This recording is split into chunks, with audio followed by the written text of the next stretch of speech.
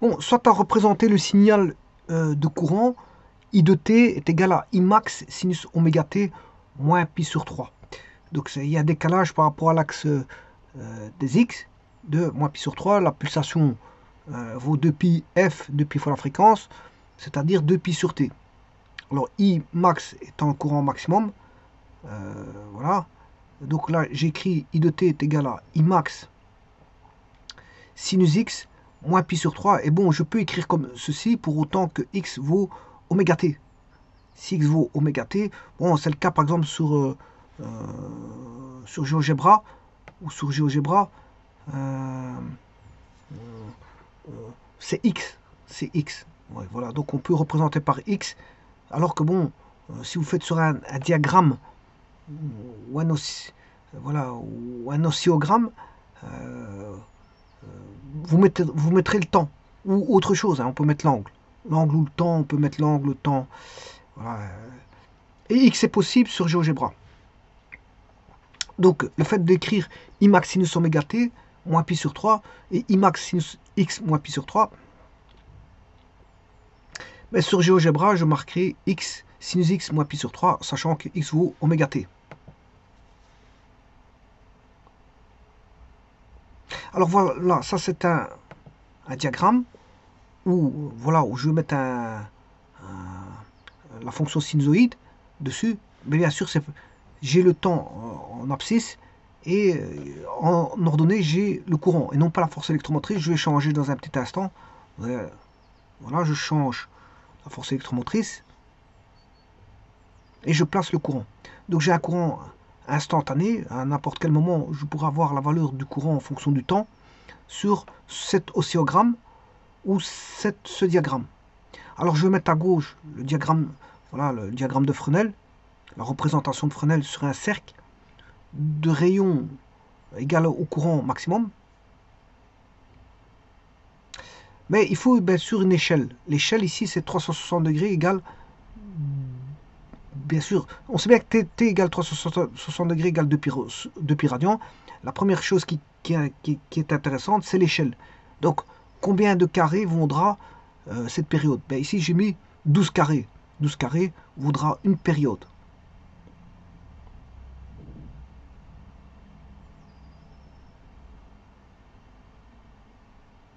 Donc il faut représenter I max sinus oméga t moins pi sur 3, c'est une fonction sinus, mais décalée de pi sur 3 en arrière par rapport à l'axe des x. L'axe des x de Fresnel, hein, bien sûr.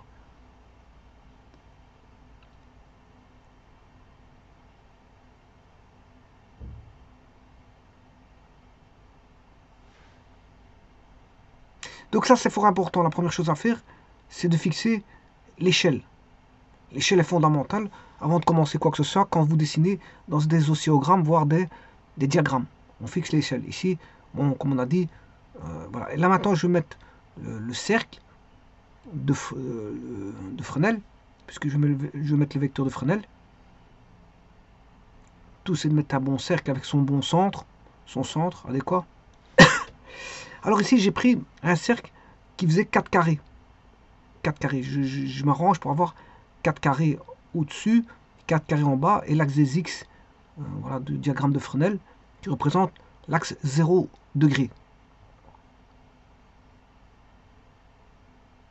Alors, ça, c'est le centre du cercle. Il a un petit peu trop, mais je vais le modifier. Voilà, il est un tout petit peu trop haut. Ça, c'est la référence des angles égale à 0 degré ou 0 radian. Mais il est un peu trop, voilà, je l'ai redescendu. Et je retire ce point-là qui n'était pas bon, puisqu'il était un peu trop haut.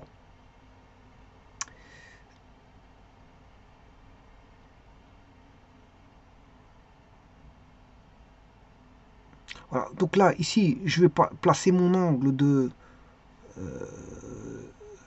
pi sur 3. Alors, je peux mettre des graduations aussi, hein, là-bas, pour avoir le bon angle sans rapporteur. Alors, il faut pratiquer par la trigonométrie, je vous le dis tout de suite. Voilà, ici, j'essaie de calculer 4 carrés, et là, j'en ai, voilà, 4. Alors, on sait placer l'angle par rapport à ces carrés-là, tracer un triangle pour avoir un triangle avec un angle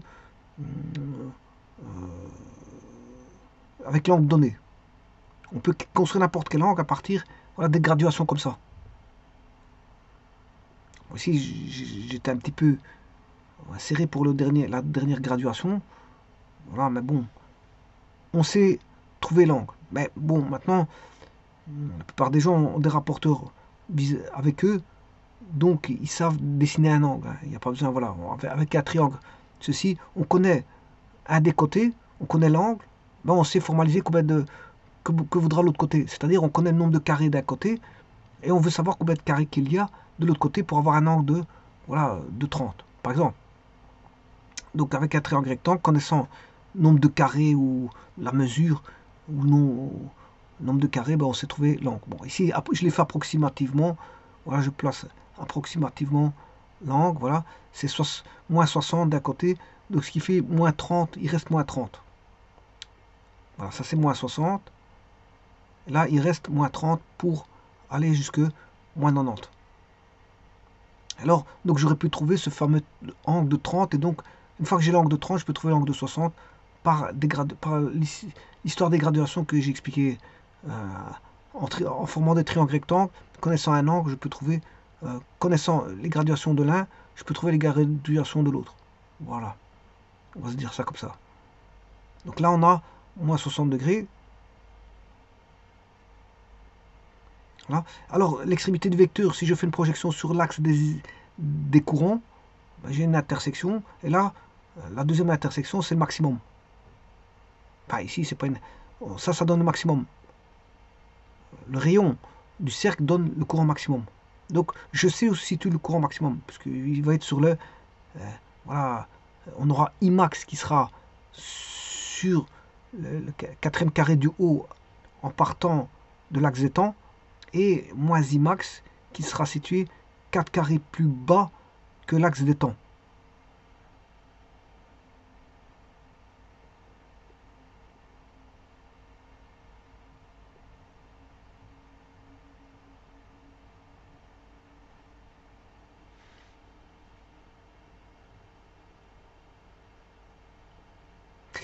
Donc, je vous rappelle que moins pi sur 3, c'est bien 180 divisé par 3, ce qui fait moins 60. Hein.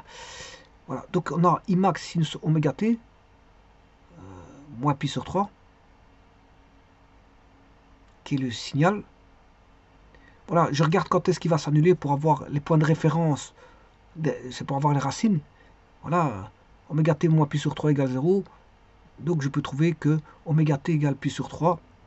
Ce qui veut dire que t est égal à pi sur 3 sur oméga. Mais oméga, c'est 2 pi fois la fréquence, c'est-à-dire 2 pi sur t. Voilà, c'est 2 pi sur t. Et donc, je vais diviser par oméga qui vaut 2 pi sur t. Alors, je redescends pour être sur la barre de fraction, sachant que oméga, c'est 2 pi sur t. Et là, je peux simplifier, donc les pi, t sur 2 pi. Je vais simplifier les pi. Voilà, et c'est t sur 6. Voilà, donc il reste... donc il va s'annuler en t sur 6. En t sur 6. Donc je vais m'arranger connaissant l'échelle. T égale 360, c'est 12 carrés. Voilà, c'est 12 carrés. Ben, je sais trouver où ce qui va s'annuler. C'est en t sur 6. Donc t sur 6, je sais calculer le nombre de carrés que ça fait. Donc si t c'est 12 carrés, t sur 6 c'est 2 carrés. Voilà, t sur 6 c'est 12 carrés, divisé par 6, ça qui fait 2 carrés. Donc je prends 2 carrés à partir de l'origine, je trouve voilà, là où il va s'annuler. Alors le prochain il va s'annuler à partir de celui-là, t plus loin, c'est-à-dire une période plus loin, c'est-à-dire 12 carrés plus loin. Je compte 12 carrés. 1, 2, 3, 4, 5, 6, 7, 8, 9, 10, 11, 12. Voilà. J'ai compté 12 carrés.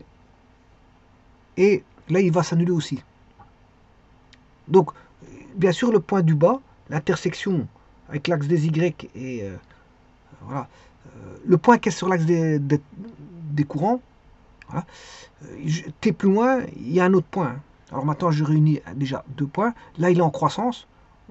La fonction croît. Là, la fonction, elle décroît. Alors bien sûr, on aura une tangente horizontale. Alors il me faut encore des autres points parce que c'est pas suffisant. Il faut, voilà, le maximum il est là. Comment j'ai été le chercher? Mais connaissant t, entre les deux zéros, voilà, je divise par 4. Donc ce qui fait 3 carrés. 3 carrés, j'ai un maximum. Puis 3 autres carrés, je retombe en 0. Puis je fais 3 carrés. Normalement, 3 carrés. Oui, attention qu'il y a une petite erreur ici. Il y a juste une petite erreur que je vais corriger par après. Voilà. Parce que le point qui est là, c'est pas le minimum, bien sûr. Hein. Ça, c'est pas le minimum. Le minimum, il devrait se retrouver.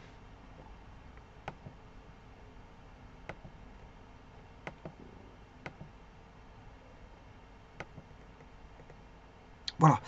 La fonction, elle est dessinée en partie. Vous voyez que là, ça, c'est bon. Pourquoi? Parce que ce qui s'est passé ici, le point rouge qui est à gauche, le point rouge qui est à gauche sur l'axe des courants, sur l'axe des courants, c'est-à-dire l'axe des Y, hein, l'axe des courants, eh bien, il faut aller chercher 12 petits carrés, puis j'ai le prochain point. C'est-à-dire que la fonction, elle est en train de monter. Il ne faut pas prendre celle qui est à gauche de l'axe bleu, mais celle qui est à droite de l'axe bleu. Quand vous comptez 12, il sera à droite de l'axe bleu. Et donc le maximum, enfin le minimum, il se retrouvera bien sûr entre...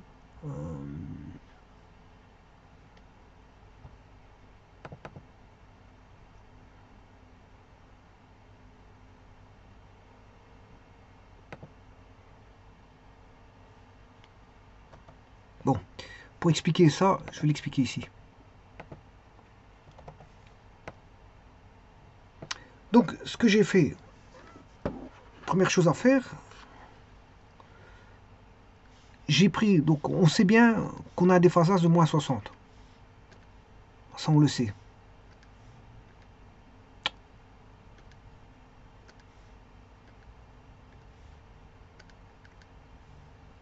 Ici, on a un déphasage de moins 60. Bon, ce point-là, il est là.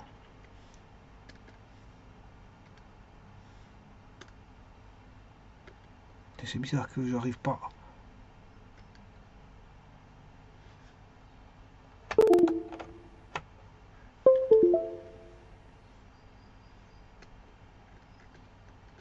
Je reprends une nouvelle feuille parce que, à mon avis, ça ne va pas avec cette feuille-là.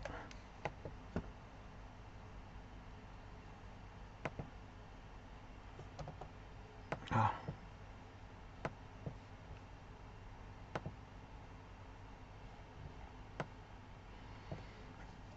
Donc je disais qu'on sait bien qu'on a, trois. On sait bien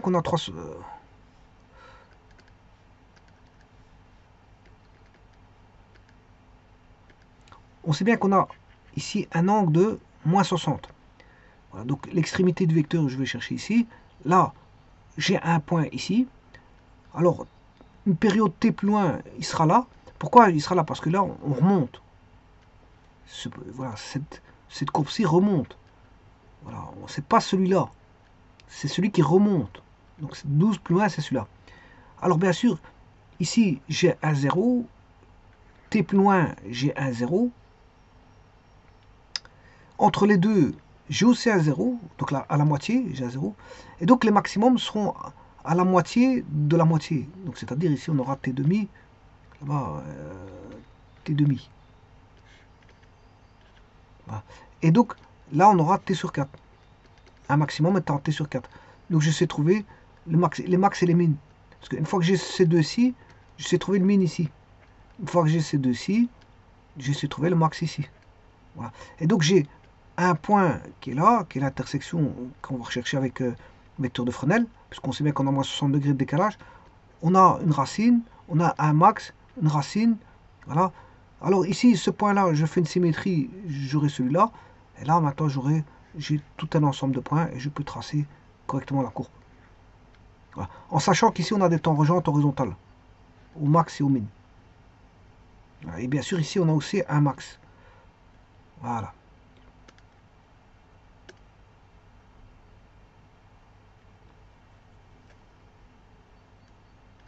Alors là, on a une période. Voilà. Et là, je dessine sur GeoGebra. Je dessine sur GeoGebra. Voilà, qu'est-ce que ça donne? Alors ici, bien sûr, je vais remettre la courbe. Alors j'ai mis 4 ampères, hein, parce que j'ai mis... C'est comme si j'avais pris... Voilà, j'ai remis 4 ampères ici en courant. Pourquoi? Parce que c'est comme si on avait... Dire,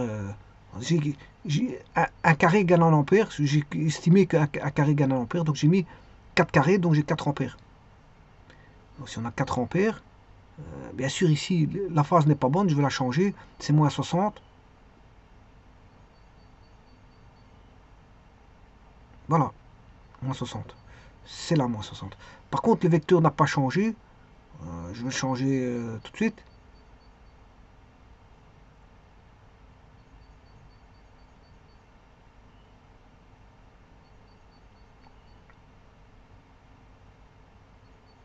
Alors pour ça,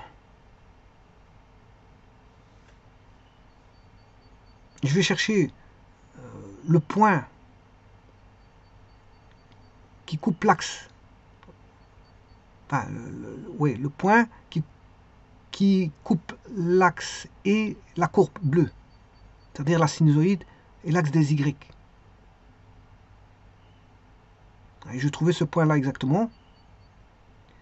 Donc il suffit de faire, voilà, la fonction égale 0. La fonction, on la connaît, c'est I sinus x plus alpha. I, c'est 4 ampères, sinus x, voilà, je fais f de 0. Voilà, vous voyez bien que ça fait moins 3,4 en Y. Et maintenant, je vais mettre le point, voilà, 0, f de 0, qui est A. Voilà, et j'ai le point là. Et grâce à ça, je vais chercher l'angle. Donc je vais chercher, tracer une droite Y égale A. Il y a une intersection.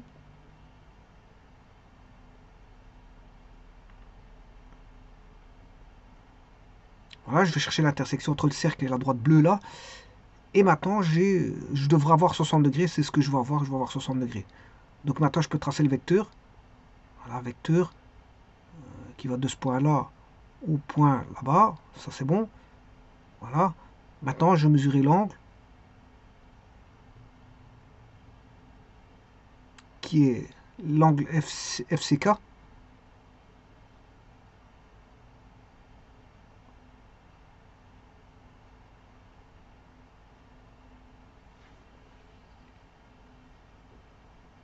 Voilà, je vais chercher l'angle. Voilà, c'est 60. En fait, c'est moins 60. Hein. C'est moins 60.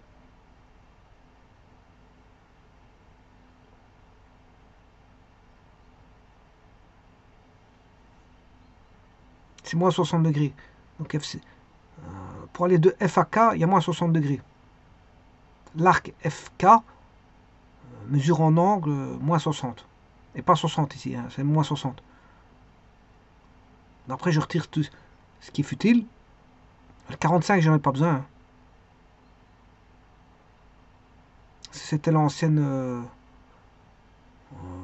sinusoïde qui avait un angle, voilà, de déphasage de plus 45. Ici, l'angle vaut moins 60.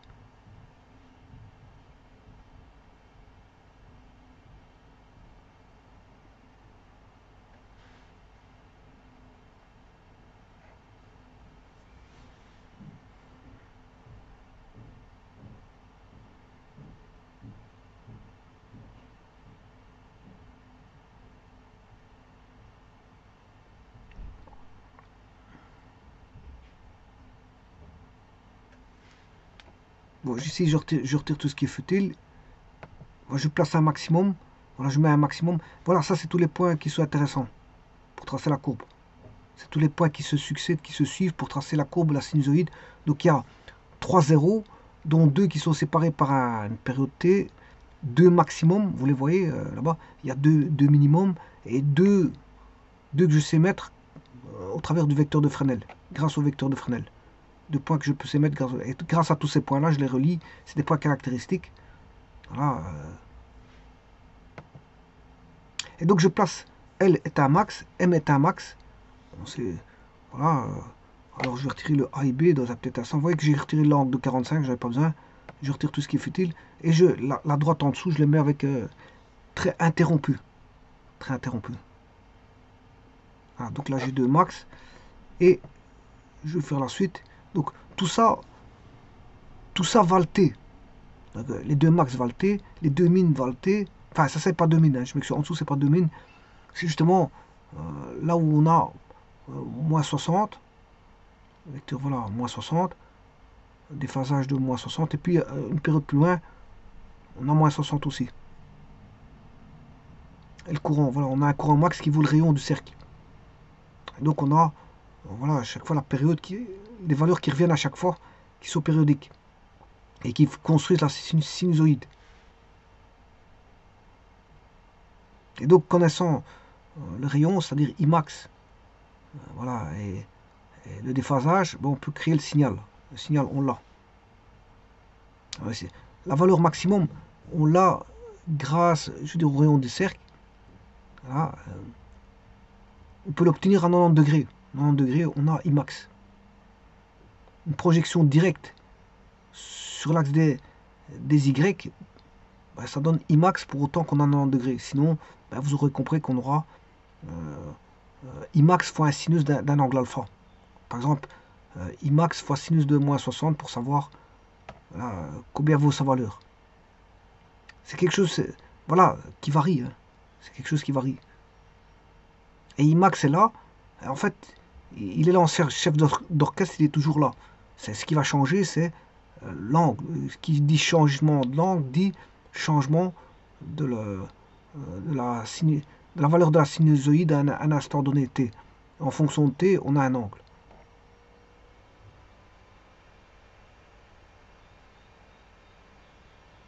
Non, enfin, ici, je m'excuse, l'angle ici, il est constant, hein. Il vaut moins 60.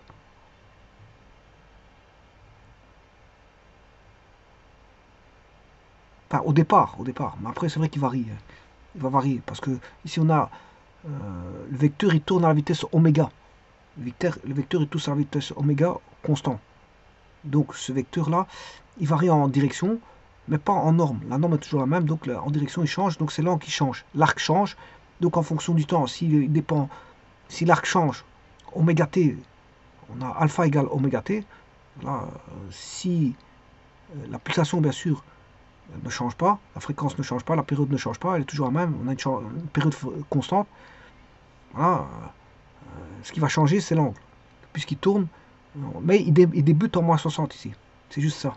Et puis en fonction du temps, ben, on sait avoir des valeurs différentes du courant en fonction voilà, du temps et donc de l'angle.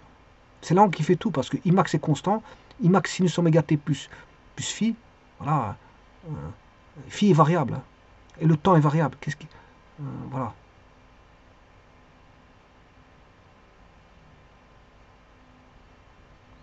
Mais on a un angle de départ de moins 60, et puis le vecteur tourne.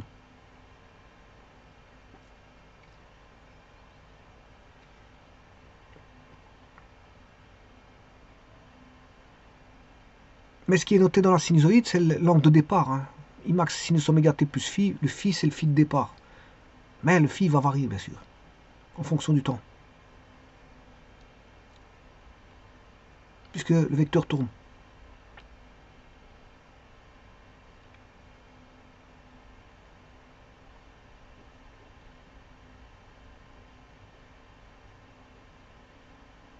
Voilà, ici, je montre que, voilà, t sur 4, qu'est-ce que c'est? C'est là où j'ai un maximum par rapport à une racine. T sur 4, voilà, tous les t sur 4 par rapport aux racines, j'ai un max ou un min. Là, je sais retrouver grâce à ça, connaissant un min, je vais retrouver l'autre min à gauche. Là, je mets exactement t par rapport au min. Enfin, par rapport au premier min de droite, je peux retrouver celui-là de gauche, à une période t. Et donc là, je vais avoir une tangente horizontale. Et donc je peux continuer je peux savoir d'où il vient le signal. Enfin, je peux savoir ce qui se passait en t sur 4 avant 0. Avant 0, je sais savoir ce qui se passait. Ce qu'il aurait pu se produire avant le t égale 0.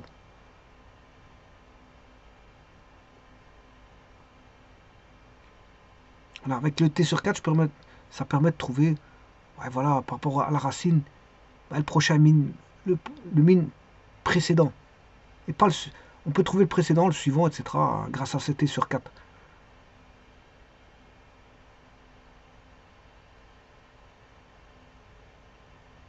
Voilà, et donc, sur GeoGebra, c'est sinus x. Et bien sûr, sur le diagramme, l'oscillogramme ici, c'est par rapport au temps. Mais bon, ça c'est une copie de GeoGebra, donc c'est par rapport à x ici. Donc, x vaut oméga t. Je vous remercie.